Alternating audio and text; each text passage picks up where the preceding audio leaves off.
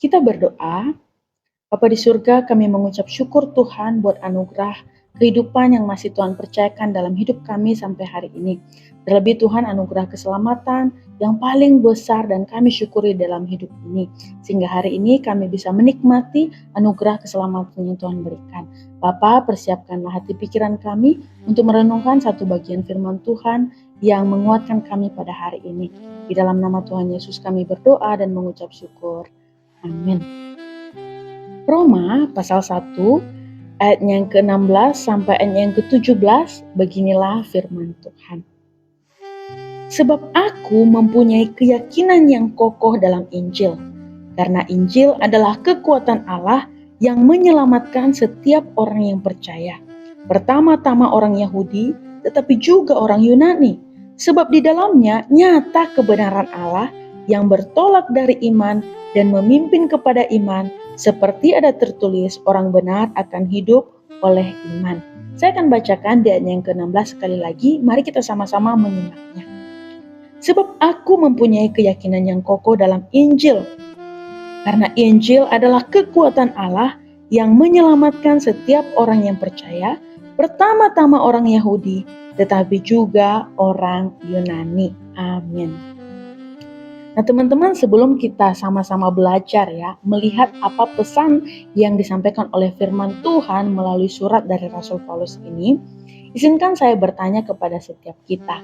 Mungkin jawabannya bisa dijawab di dalam hati, atau mungkin di-sharingkan dengan teman-teman yang lain, atau juga boleh sedikit kesaksian ya di kolom komentar.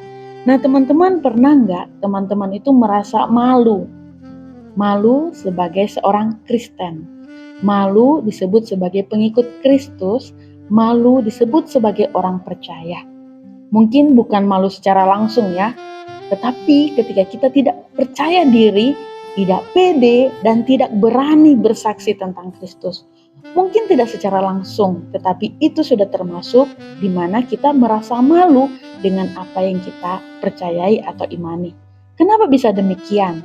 Mungkin karena bagi dunia, apa yang kita imani bukan sesuatu hal yang spektakuler, yang diharapkan oleh dunia. Bukan sesuatu hal yang wow banget ya, yang mungkin bagi sebagian orang sekarang iman kekristenan itu adalah suatu hal yang kuno ya, ketinggalan zaman dan tenggelam di dalam sejarah. Dan mungkin juga ada di antara kita atau teman-teman kita yang menganggap bahwa kekristenan itu adalah suatu kepercayaan yang bodoh ya, yang tidak menarik, begitu sangat sederhana.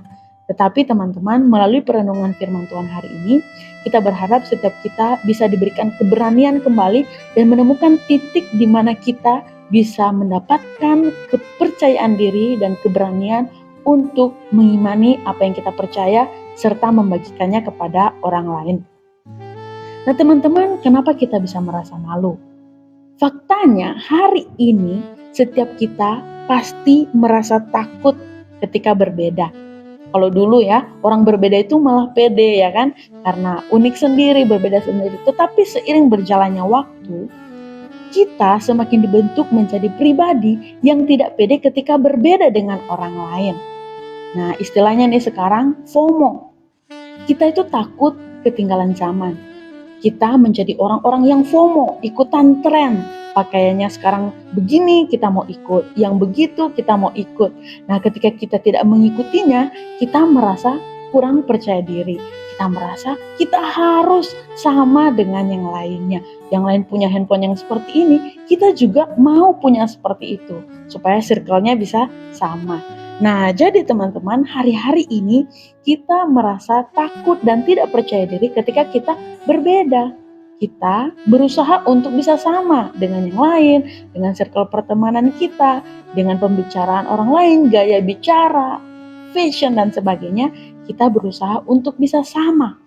Nah, teman-teman, tetapi pada bagian ini Rasul Paulus memberikan satu kalimat yang menarik dan juga mungkin bisa menjadi pembelajaran bagi kita hari ini, anak-anak Tuhan yang tidak percaya diri dengan apa yang kita imani. Di sana Rasul Paulus berkata di dalam ayat yang ke-16, sebab aku mempunyai keyakinan yang kokoh dalam Injil, karena Injil adalah kekuatan Allah. Nah, teman-teman, kalau kita membaca bagian ini dalam versi bahasa Inggris apapun, kita akan menemukan satu kalimat yang lebih tegas di mana Rasul Paulus berkata begini, "Aku tidak malu terhadap Injil." Artinya, bukan hanya punya keyakinan yang kokoh, tapi Rasul Paulus berkata, aku nggak malu terhadap Injil. Aku nggak malu disebut sebagai orang Kristen, sebagai orang percaya, sebagai pengikut Kristus. Aku tidak malu. Nah, teman-teman, kalau ada pernyataan seperti itu, berarti ada sesuatu yang terjadi. Kenapa sampai Rasul Paulus mengeluarkan statement itu? Nah, teman-teman, kalau kita baca surat ini ada di surat Roma.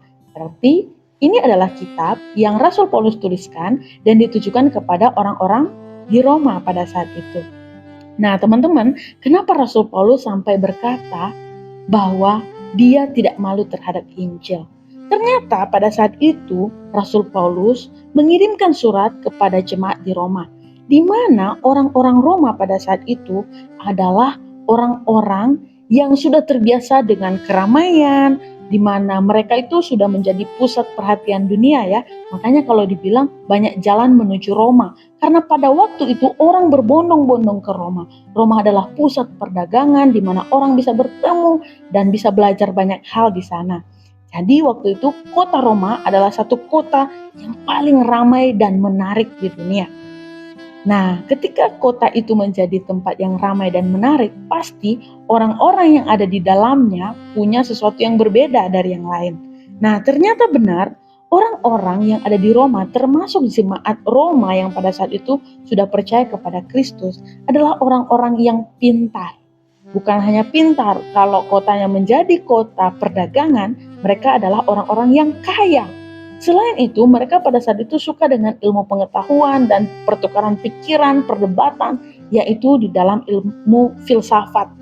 Nah, jadi mereka ini adalah orang-orang yang suka berpikir, menjawab pertanyaan-pertanyaan, berdebat, mereka suka itu. Nah, itulah orang-orang di Roma yang mana Rasul Paulus mengirimkan surat ini. Nah, di dalam keadaan Rasul Paulus yang seperti itu mengirimkan surat kepada jemaat di Roma yang notabene-nya mereka itu adalah orang-orang kaya, orang-orang pintar, berpengetahuan, mengedepankan filsafat. Tiba-tiba Rasul Paulus mengirimkan berita tentang Injil, yaitu tentang kelahiran, kematian Yesus Kristus. Kelahiran, kematian, dan kebangkitan Yesus Kristus. Nah, saudara, bayangkan nih, ketika orang sedang heboh-heboh membicarakan sesuatu yang spektakuler, tiba-tiba seseorang mengirimkan sebuah berita atau cerita yang mungkin bagi orang lain itu nggak menarik ya. Itu terlalu sederhana atau tidak terlalu spektakuler lah seperti itu ya. Nah, teman-teman, pada saat itu mereka merasa orang-orang pada waktu itu tidak terlalu percaya diri dengan kekristenan. Dan orang-orang yang belum percaya pada waktu itu, mereka menganggap bahwa kekristenan, percaya kepada Kristus, kisah tentang kelahiran, kematian Yesus Kristus menggantikan hukuman dosa manusia adalah sesuatu hal yang terlalu sederhana, tidak menarik sama sekali dibandingkan dengan filsafat, dibandingkan dengan kekayaan, dibandingkan dengan hal-hal yang bagi manusia pada saat itu adalah suatu hal yang spektakuler. Tetapi di sini Rasul Paulus berkata, kenapa dia tidak malu dengan Injil? Rasul Paulus berkata, aku nggak malu dengan Injil. Karena kenapa? Injil adalah kekuatan Allah. Nah, teman-teman, kalau kita menyelidiki lebih dalam, kekuatan di sini bisa juga disebut sebagai power atau kuasa. Jadi, Rasul Paulus berkata, aku nggak malu mengaku sebagai seorang Kristen. Aku nggak malu mengaku sebagai seorang pengikut Kristus. Karena bagiku Injil adalah kekuatan Allah. Dan memang benar bahwa Injil itu adalah kekuatan Allah, kuasa Allah. Jadi teman-teman, kabar baik pada saat itu Rasul Paulus berkata bahwa kabar baik atau Injil adalah kuasa Allah yang digunakan untuk menyelamatkan setiap orang yang percaya. Artinya, sekalipun pada saat itu mereka memamerkan harta mereka, kepintaran mereka, filsafat mereka, tetapi tanpa kabar baik, tanpa Injil, mereka tidak akan mendapatkan keselamatan. Padahal itulah hal yang paling dicari dan paling dipertanyakan oleh seluruh dunia. Nah, saudara, Mungkin ini bukanlah hal yang menarik pada saat itu. Karena ketika kita bisa melihat bahwa orang Yahudi dan juga non-Yahudi pada saat itu, mereka sudah punya pola pikir sendiri dan cara pandang sendiri. Di mana pada saat itu bagi orang-orang Yahudi, Mesias atau Kristus atau berita Injil adalah sesuatu batu sandungan. Kenapa? Karena sebelumnya mereka sudah punya ekspektasi bahwa Mesias yang mereka nantikan adalah seorang yang melepaskan mereka dari penjajahan Roma, melepaskan mereka dari keterikatan terhadap Roma dan membebaskan mereka, membangkitkan kerajaan mereka kembali seperti zaman Daud, zaman Salomo yang dulu. Tetapi pada kenyataannya Mesias datang sebagai seorang raja Yahudi yang dihina, dicaci, dimaki, diludahi, bahkan mati dengan cara yang hina di atas kayu salib. Makanya ketika orang Yahudi mendengar tentang Injil, bagi mereka itu adalah batu sandungan karena tidak sesuai dengan apa yang mereka harapkan. Sebaliknya bagi orang-orang non-Yahudi pada waktu itu, orang-orang yang bukan agama Yahudi, bukan punya latar belakang Yahudi, mereka menganggap bahwa berita tentang Injil itu adalah sesuatu hal yang bodoh, suatu kebodohan. Kenapa? Karena dari apa yang mereka dengar tentang filsafat, tentang cerita tentang dewa-dewa, bagi mereka tidak mungkin seorang dewa yang turun menjadi manusia pada akhirnya mati, kalah, dan tidak bisa menyelamatkan dirinya sendiri dari atas kayu salib. Nah, saudara, inilah yang membuat orang-orang pada saat itu, baik orang Yahudi maupun non-Yahudi, mereka menganggap Injil sebagai suatu hal yang bodoh, yang kurang menarik, dan terlalu sederhana untuk bisa menarik perhatian mereka pada saat itu.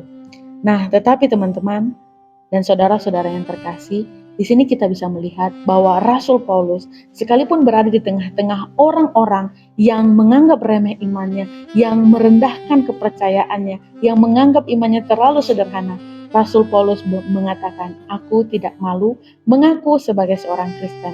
Aku tidak malu menjadi pengikut Kristus. Karena kenapa? Justru Injil adalah kekuatan Allah. Injil adalah kuasa Allah. Kabar baik adalah cara di mana orang bisa percaya. Tanpa Injil sia-sialah semuanya ini. Seperti ada bagian firman Tuhan yang mengatakan, percumalah ketika kita mendapatkan seluruh isi dunia. Apa gunanya itu jika kita harus kehilangan nyawa kita? Nah, teman-teman, mungkin di antara teman-teman ada yang suka main game ya, yang suka bermain game. Saat ini ada begitu banyak game ya. Dan salah satunya mungkin game survival atau game bertahan hidup, di mana kita berlomba-lomba untuk bisa bertahan sampai di titik akhir, dan kita mungkin bisa menggunakan item yang kita punya atau skin yang kita punya untuk mengalahkan musuh kita atau lawan kita. Nah, teman-teman mungkin ada di sini yang suka main game Mobile Legends ya. Saya tidak mainnya, tapi saya belajar bagaimana cara permainan itu. Dan mungkin kurang lebih sama ya dengan permainan yang dulu saya sering mainkan waktu saya masih kecil, yaitu main GTA ya, GTA City, GTA San Andreas atau San Antonio. Ya, walaupun saat ini saya tidak terlalu paham, tetapi setidaknya saya pernah bermain dengan game survival seperti itu ya, game bertahan hidup. Dan teman-teman pasti di setiap game itu mungkin ada item atau skin yang bisa kita andalkan, senjata, dan mungkin juga waktu saya main GTA itu ya, ada yang namanya cheat. Cheat itu yang bisa digunakan untuk bisa mungkin bagaimana caranya bisa selamat, bagaimana caranya bisa berenang ya ketika di dalam air, atau bagaimana caranya bisa mengambil satu kendaraan dan bisa menggunakannya. Dan mungkin juga di dalam game pada hari-hari ini ya, yang teman-teman sering mainkan, yaitu game Mobile Legends mungkin, atau game permainan bertahan hidup lainnya. Dan di situ pasti ada item-item yang bisa kita gunakan. Nah, item-item ini pasti diketahui dan dilihat oleh pemain lawannya, bisa diketahui kita main item apa. Nah, teman-teman, mungkin seperti inilah. Ketika kita misalnya sedang bermain game survival atau game bertahan hidup, ketika kita menemukan satu item ini bisa membuat nyawa kita tetap 100 ya, tetap full terus ya. Jadi kita nggak bakal mati, sekalipun musuh menyerang kita, kita nggak bakal mati. Kita dapat satu item ini, dan kita bisa melihat item ini juga bisa melindungi kita dari berbagai bahaya, Pokoknya item ini tuh bisa kita andalin banget sampai kita bisa memenangkan game survival ini. Dan kita memberitahukan game ini kepada teman-teman tim kita ya. Biasanya game sekarang kan ada bertim ya. Terus kita menceritakan game ini, item ini kepada teman-teman kita, satu tim kita. Tetapi teman-teman, masalahnya item ini penampilannya tidak semenarik item-item yang lainnya. Tidak seperti berwarna mengkilap, ada pedangnya ya. Tetapi ini adalah item yang begitu sederhana ya.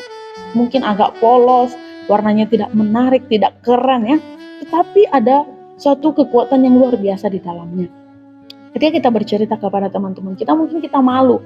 Apalagi ketika ada teman-teman kita yang merasa, oh, ngapain pakai item itu, itemnya jelek, atau kita nggak pernah lihat item itu, kayaknya itu item yang nggak berguna dan sebagainya. Akhirnya karena kita malu, kita tidak menggunakannya.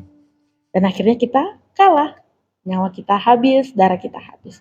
Nah teman-teman, kira-kira seperti ini. Walaupun tidak 100% ya, ini bisa menjelaskan secara tepat. Tetapi ini bisa menjadi gambaran bagi kita ketika kita mengenal Injil, ketika kita mendengar tentang Injil, ketika kita percaya kepada kabar baik Injil keselamatan.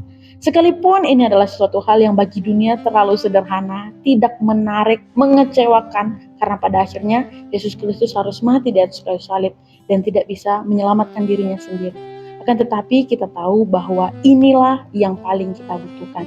Sekalipun item ini ataupun cheat ini tidak terlalu menarik bagi dunia, tetapi ini adalah kekuatan Allah, kuasa Allah, di mana melalui Injil orang bisa selamat. Tanpa Injil, sekalipun kita punya segalanya, kita tidak akan selamat. Tetapi dengan Injil, dengan percaya kepada Yesus Kristus, kita bisa menerima keselamatan, hidup kekal, kita punya nyawa selamanya di kehidupan kekal nanti. Teman-teman, biarlah renungan ini menolong kita supaya kita menjadi anak-anak Tuhan, terlebih di zaman yang sekarang ini ya, zaman yang serba cepat, serba mengutamakan pengetahuan dan sebagainya. Hendaknya kita menjadi anak-anak Tuhan yang percaya diri dan tidak malu dengan Injil. Jangan malu ketika kamu menjadi orang percaya, tetapi banggalah karena kamu mendapatkan anugerah terbesar di dalam hidup ini, yaitu anugerah keselamatan. Yang melaluinya kita bisa percaya, menerima kuasa daripada Tuhan sehingga kita bisa mengenal Tuhan Yesus Kristus.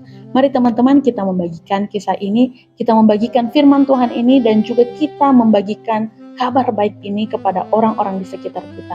Sekalipun bagi mereka ini bukanlah hal yang spektakuler, yang terlalu menarik di dunia yang serba cepat dan menawarkan berbagai hal yang jauh lebih menarik, ingatlah bahwa Injil adalah kekuatan Allah yang punya kuasa, punya power, dan item yang paling kita butuhkan di dalam hidup ini.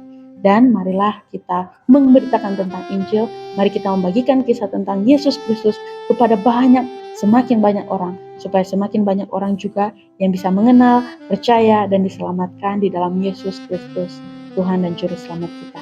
Tuhan memberkati, mari kita berdoa. Bapa di surga, kami mengucap syukur Tuhan buat kasih setiamu, anugerah keselamatan yang Tuhan berikan kepada kami. Dan bersyukur Tuhan melalui firman-Mu hari ini, kami kembali dikuatkan dan juga diberikan keberanian, bangga dengan apa yang Tuhan telah berikan kepada kami. Tolong kami Tuhan untuk menjadi pelaku firman-Mu, dan tolong kami untuk memiliki keberanian menceritakan kasih Kristus kepada lebih banyak orang lagi. Terima kasih Tuhan Yesus, biarlah segala pujian, kemuliaan hanya bagi nama-Mu. Di dalam nama Tuhan Yesus kami berdoa. Amin.